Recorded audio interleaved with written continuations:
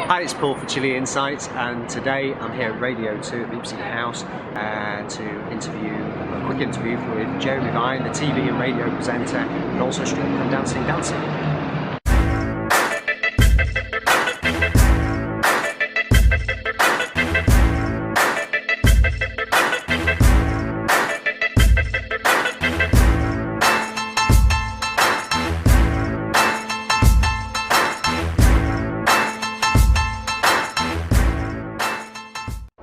Jeremy, first of all, thank you very much for your time. I know you're really busy with Strictly Come Dancing, so thank you very much. But you've been cycling for about 4 years now, to and from into central London to the office. 8 cyclists have died on London's roads this year, and 6 of the fatalities have been involving collision with a lorry. Or lorries. How do you think we can improve the cycle safety in London and other large cities in the UK? Well, it's even more specific than that. We find, if we look at the figures, that the people are disproportionately affected if they're young women turning left and it's a tipper truck. So there's something going on that's very specific to females cycling and trucks turning left. So that's a particular area to focus on.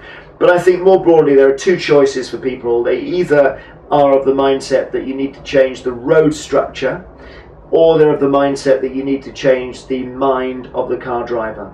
And I am maybe an idealist or whatever, I may be completely unrealistic, but for me, I want to change the mind of the driver. Because I think changing the roads is going to take 100 years, but the driver's mind can be changed quite quickly.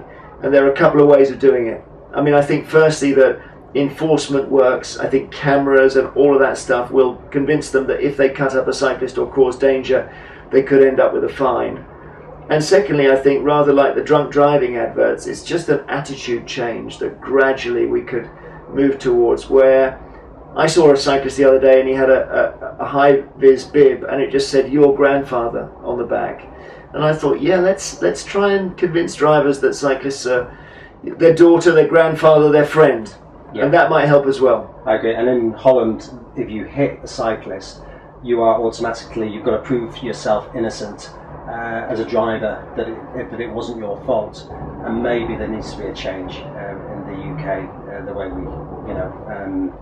the way the police deal with accidents and incidents like that. But according to the Telegraph as well, there was 3,400 people who were seriously injured, which is a jump of 8.2%. And going back onto that, how do you think motorists and cyclists can share the road better? Because it is a mindset, because when we've been looking at Facebook pages, and there's a real massive divide. Motorists, it's very emotive against the cyclists and cyclists against the motorists, and there's people in between, obviously, but it's a very emotive subject. And how do you think we can share the road better? Is it just that mindset change? Do you think it's just the education to cyclists and to motorists, or both, or to the motorists? What do you think? I think just giving cyclists space would be a start. I'm amazed when I cycle that a lot of drivers, particularly professional drivers, if you drive a cab around all day, you can make judgments that are millimeters wide. But that's fine until my bike gets hit by a gust of wind. It's not very safe then.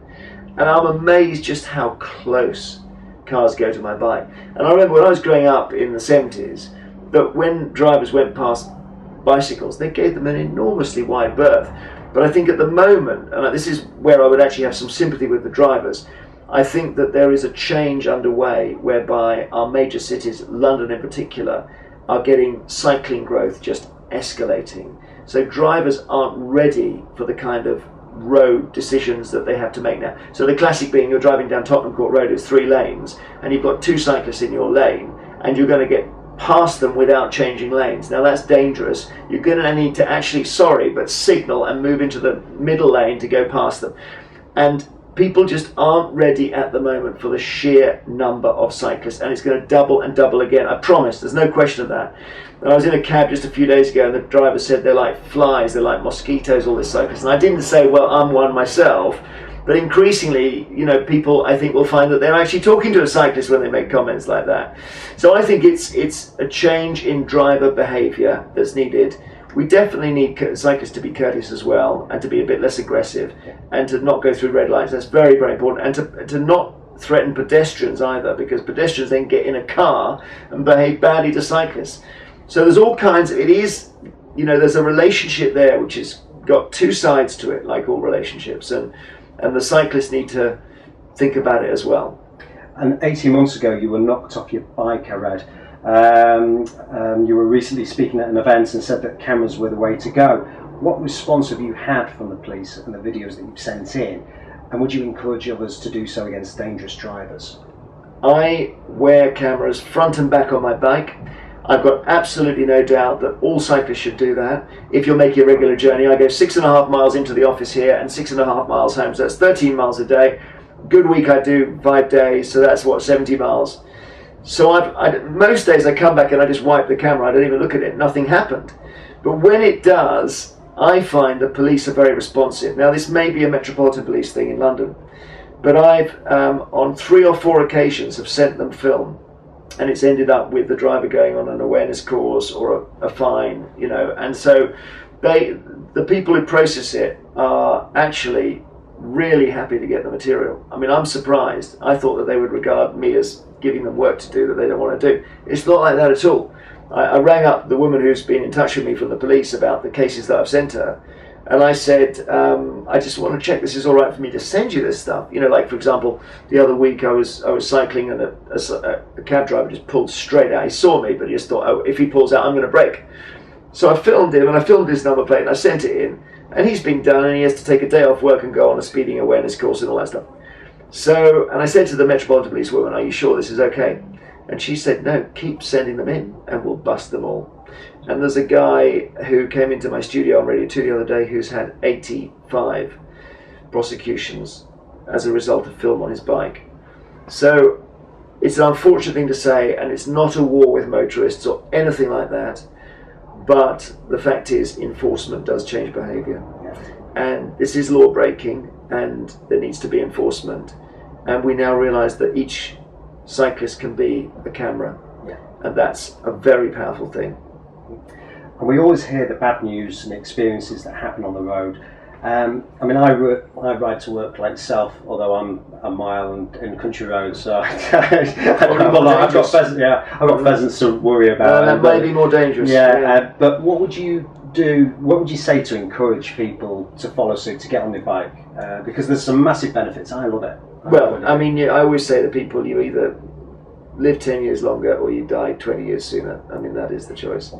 But that makes it sound more dangerous than it is, because the chance of death is very, very low. I mean, we've talked about the tragedy of 8 or 9 fatalities, but that's in a huge city. And I'm always amazed when I saw a senior police officer the other day saying he wouldn't cycle in London because it's too dangerous. And yes, I have been knocked off my bike, but I was not hurt when that happened. So I think that the biggest risk to us is obesity and cardiovascular disease and not being fit. And I joined a gym because the way you get fit in the city is you join a gym. I never went. I was paying £80 a month to use their jacuzzi once, because I would go in there and just use it and then go home. And I discovered the jacuzzi didn't get me fit. So £500, bicycle, cycle every day. Incredible improvement. Even allows you to dance, albeit not that well. Not that well. So I just think the fitness thing is one thing. There's an amazing sense. I leave Chiswick in the morning and I'm going to pedal 6.5 miles to work. I actually am excited. I love the experience. It's like flying. If you've driven all your life, you can't believe how easily you can move around with a bicycle. Yeah. And it's a fantastic way to see the city you're in. It's just wonderful if you're in a city. So I can't praise it enough. I mean, I would now rather cycle than drive in London. I think it's quicker, apart from anything else. I mean, it's always bizarre when you're cycling and there's a motorist behind you who's angry because you're in the middle of the lane or whatever, and they start revving and hooting. And you guarantee they're going to overtake you, and then they're stuck 100 yards later, and you go past them, and you're just way quicker. So it's a great way to travel. It's a great way to keep fit, and it's just a fun way to see wherever you live.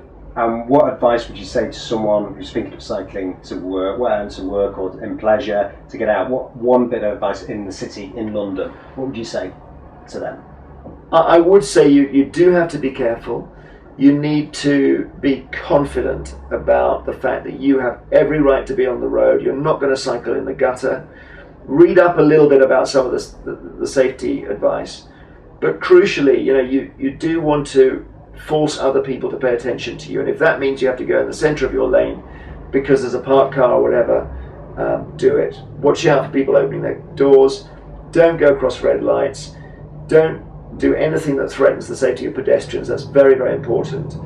And I'm not totally advocating wearing a helmet, funny enough. I think a camera is safer than a helmet, actually. And the other great thing is you can get lights that are really bright now, and get one of them. That's about it, and just enjoy it. That's great. Well, I do have one final, I was going to say, finally, Strictly Come Dancing.